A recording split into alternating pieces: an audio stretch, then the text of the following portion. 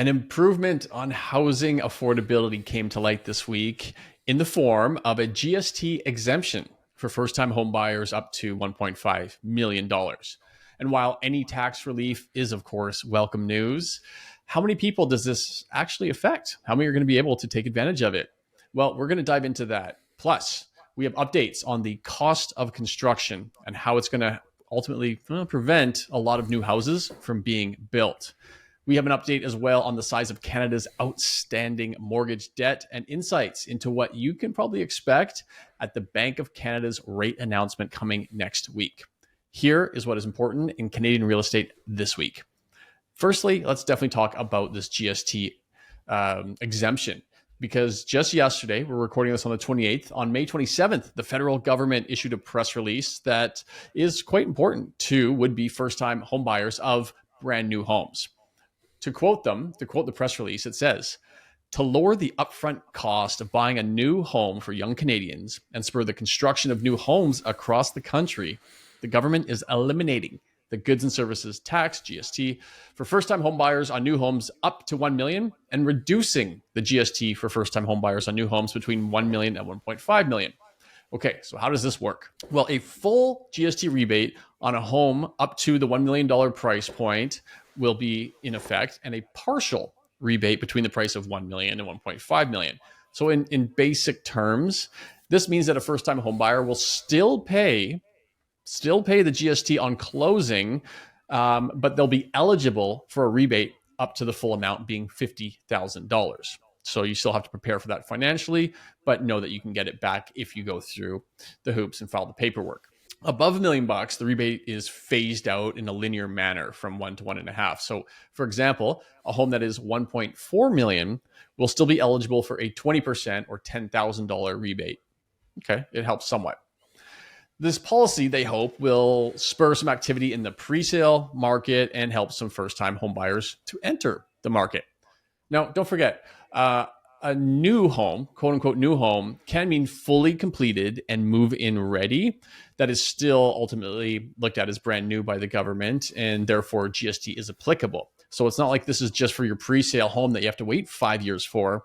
My understanding is that you can still buy a quote unquote new home, GST applicable, that is completed, move-in ready. This is ultimately a baby step in the right direction of helping some level of home affordability, right? Any removal of tax will help lower prices. But let's look behind the curtain and kind of discuss how many people will actually benefit from this. Each year in Canada, there are roughly 300,000 first-time home buyers. And of those, it's only about 10 to 20% that buy brand new construction or pre-sale. Okay, so this equates to 30 to 60,000 people per year will benefit from this program. Okay, it's something, right? Though, in my opinion, I think they fell short on what they could have done here, right? The GST elimination should be for all home buyers, not just first timers, but all, in my opinion. And as long as it's for for their primary residence, right? Let's not include these for any type of investment or speculation type of properties. And there should be no cap on the price. You know why? If somebody can't afford a $2-3 million home that has GST on it, maybe we give them the exemption as well. And it doesn't phase up; it's just the full exemption. But hey, either way, let's consider this a small win, and it's fantastic. It actually feels great to see some taxes being lowered. I mean, when's the last time we came to you and said, hey, yeah, taxes are going down? It's just rare. Now, I guess the question is this, as much as it helps, but it only helps, 30,000 odd people, is it too little, too late to really start to turn around housing affordability in this country? Well, it's to be seen, right? Let's see if they start to enact more policies and more ways to bring housing costs, including construction costs, which we're going to dive into in a second, down. Bring that down. Either way, if you are a first-time home buyer and you are considering taking advantage of this exemption, we'll definitely recognize that there are a number of stipulations to be aware of. So be sure to talk to your real estate professional about what those are and how to avoid the landmines. Or even better, of course, book a consultation with Ryan and myself. That link is below, and we'll walk you through how you can best save up to $50,000 on your new home. Yeah, it's Dan, I think it's a great idea. I, much like you said, I agree with you entirely. I don't think they went far enough in this. Um, and the thing I think that kind of gets me is, you know, if affordability is truly the biggest issue here in Canada when it comes to housing, maybe next to supply, I would venture to say, why are we only allowing this for first time home buyers? Because, like you said, what if there's in one scenario, there are, a first time home buyer, maybe you're sort of early 30s, your parents have gifted you, or perhaps they've loaned you $200,000 to help buy your first home, right? That's a very common sort of scenario we see in Vancouver. But, it negates the person on the other side who took a 5% insured mortgage and bought a $370,000 condo, took out maybe a line of credit, improved that property, sold it and made 15 grand or 20 grand, and worked their way up the property ladder to get that same $200,000. So why are we penalizing somebody who both need the home? One's maybe got a family now, one wants to start a family, one flipped their way there, the other one was the beneficiary. So why does the beneficiary, are they the only ones who get to benefit from this? I just don't see that as being really fair. And I think if it was really thought out, I think applying it to every purchaser, I think would make a lot more sense. Until we see some affordability being restored. And if we're going to compound this even more, the cost of construction is the next issue. One of the major elements that will prevent anywhere near 500,000 homes being completed annually, as promised by the Liberal government, is the relentless and continuing increase in the cost of construction. Since 2017, the building construction price index has risen by 90%. That's almost doubling within 8 years. And the majority of this took place from 2020 onwards as COVID disrupted supply chains, demand soared, and also we printed a ton of money. I don't see this reducing anytime soon. Expect the slowdown in housing starts, for some end users to continue. But I just think, the overall cost is a reflection of the price of money. And, when you consider the fact that, look at this consumer or the building construction price index up 90% in 8 years. Okay. Well, you look at your CPI. So that's your price inflation, up 3.1% every year on average. Then you look at the rate of new money supply, that's 8% every year. You're looking at price increases or the ability for you to buy being reduced by 11%. You times that by 8 years, you get to 88%. So my thought process here on the cost of construction is that it's going to get worse and it's going to continue to go up because we will continue along this consumer price inflation and printing more money. And possibly tariffs and how that's going to affect and also slow things down. Correct. So I want to share some insights into how big and what the actual size of the total Canadian mortgage debt looks like. Because up until January of this year, if we look at residential real estate loans or mortgages in our country, they totaled approximately $2.07 trillion. But there's more, right? Because on top of that, a lot of people have lines of credit attached to their homes, and those get used as well, adding $350 billion to that total, which now brings it to about 2.42, almost $2.5 trillion in mortgage debt in Canada. And we're going to include a chart here. And ultimately what it shows is how concentrated that mortgage market is, because of course, most people go to banks, right? And typically the big six banks for their mortgage. That adds up to 74% of the total mortgage debt. And if you include Desjardins, well, that pushes that total up to 80%, with the balance being, of course, B and C lender type institutions. So which lenders, who has the highest amount of mortgages in Canada? Well, out front by a pretty significant margin is RBC. They're the biggest mortgage holder within Canada, close to 20% of the total market at $480 billion worth. Second place goes to TD at $397 billion. And Topping out the top three is Scotiabank at $326 billion. But what does this mean the average mortgage in Canada looks like? Because there's a lot of people. Sure, 2.42 trillion is a big number, but we got a few Canadians, few people that are adding up to our population as well. Okay, so there are approximately 6.5 million homes in Canada that have an existing mortgage on them. The rest are obviously paid off and owned free and clear. So when we simply divide that $2.4 trillion into the 6.5 million homes that still have a mortgage on them, it equals an average mortgage of $369,000 per household. What's more, and what's going a little further, is if we look at the remaining amortization on these mortgages, the average came out to 20 years. So the average home has 20 years left on their mortgage. So we know there's 60% of all mortgages that are renewing in the next 24 months. And so renewals are on top of mind for a lot of people. And can they cover those payments? Well, for people that are renewing today, for example, at one of the big six banks with a fixed rate 5-year term, the average mortgage you're going to get sits around 4.14%.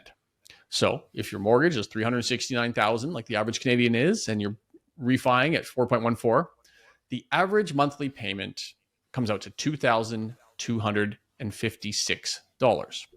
Okay, so what's your take? Does $2,256 per month for a mortgage payment sound like a number that most Canadians can afford? That's up to you. But I think as a quick reference, it's important to note that the average rental rate in Canada is only $147 less per month at $2,109.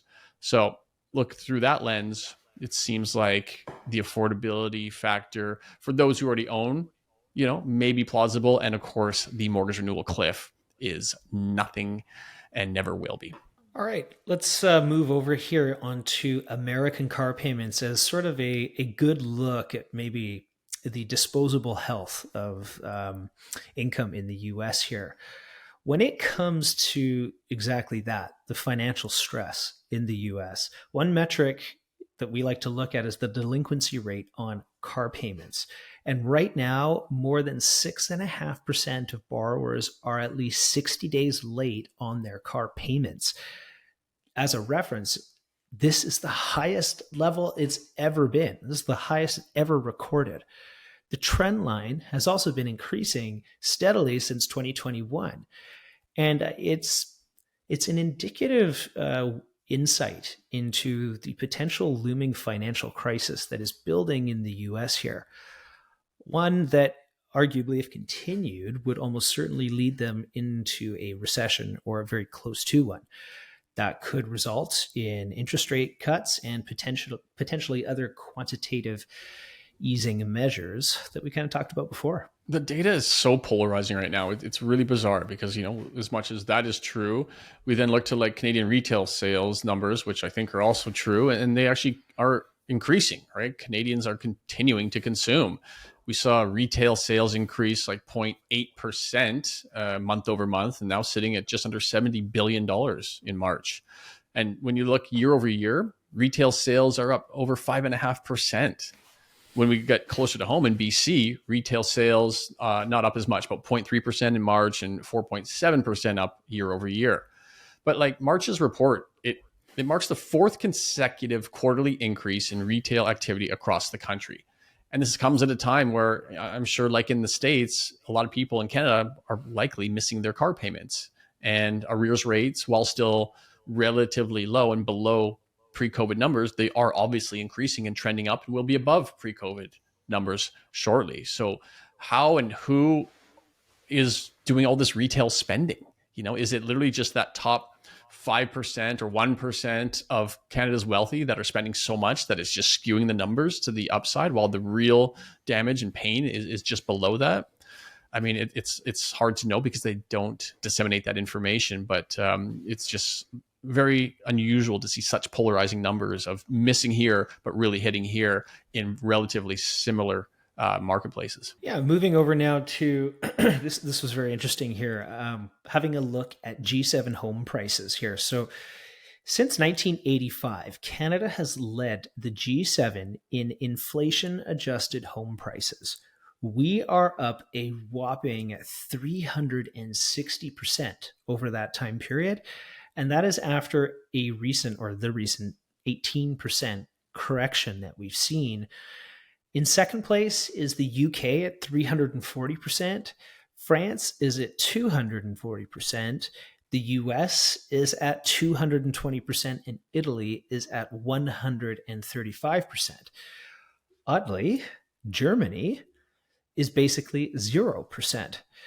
But what's also very interesting is when you look at something like Japan's economy here, where prices are actually negative 30% on inflation adjusted terms since 1985.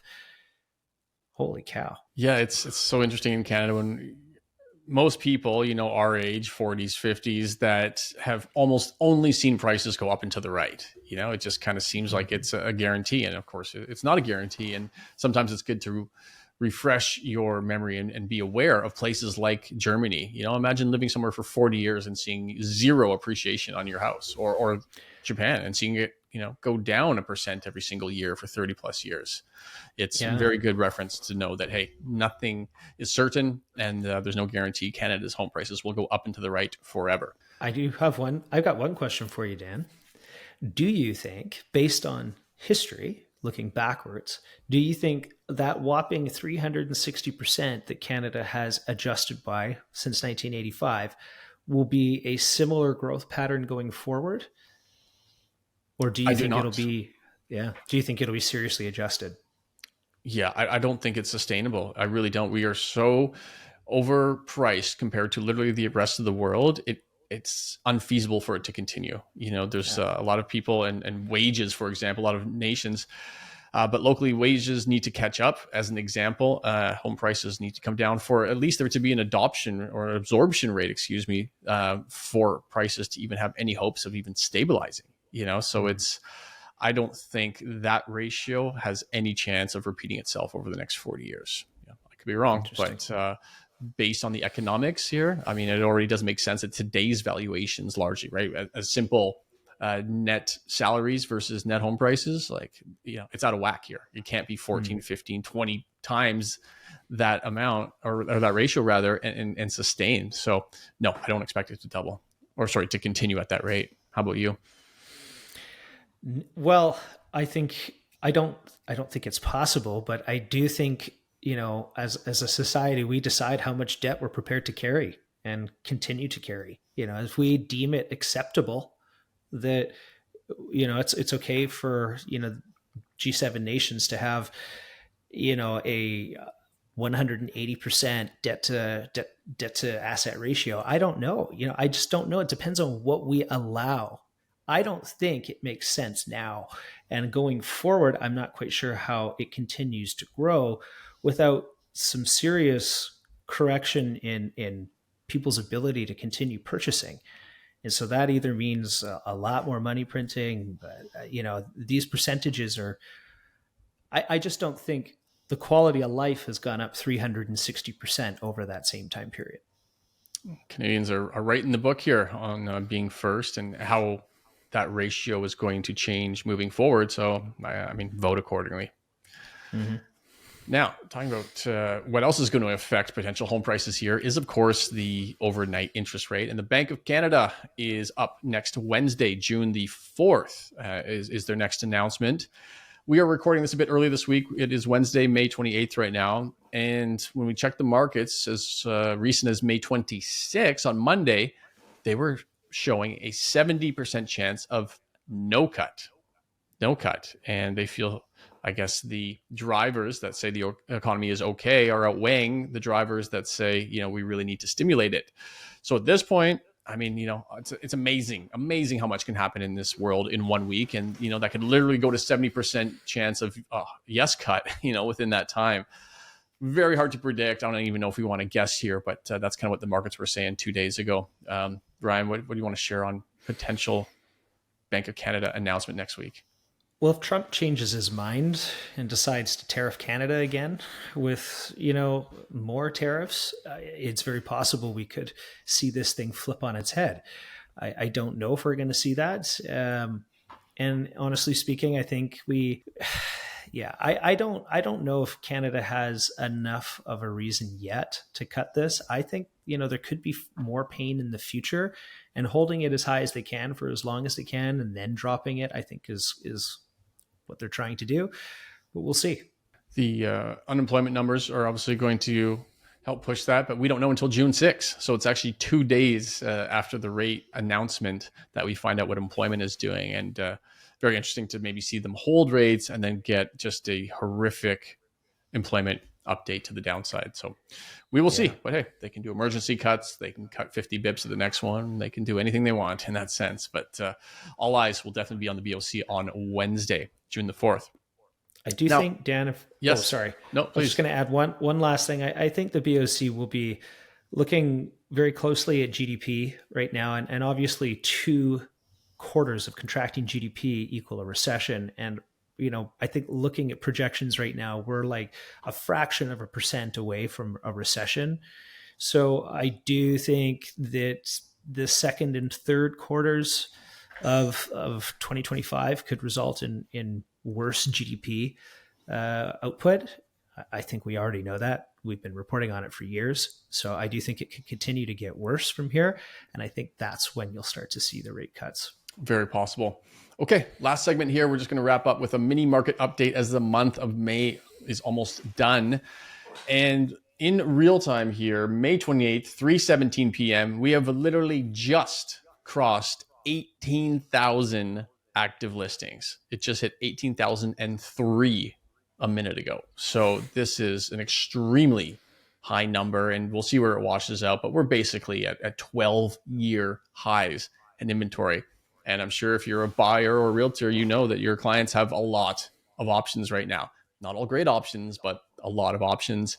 And the sense of urgency, it just does not exist out there.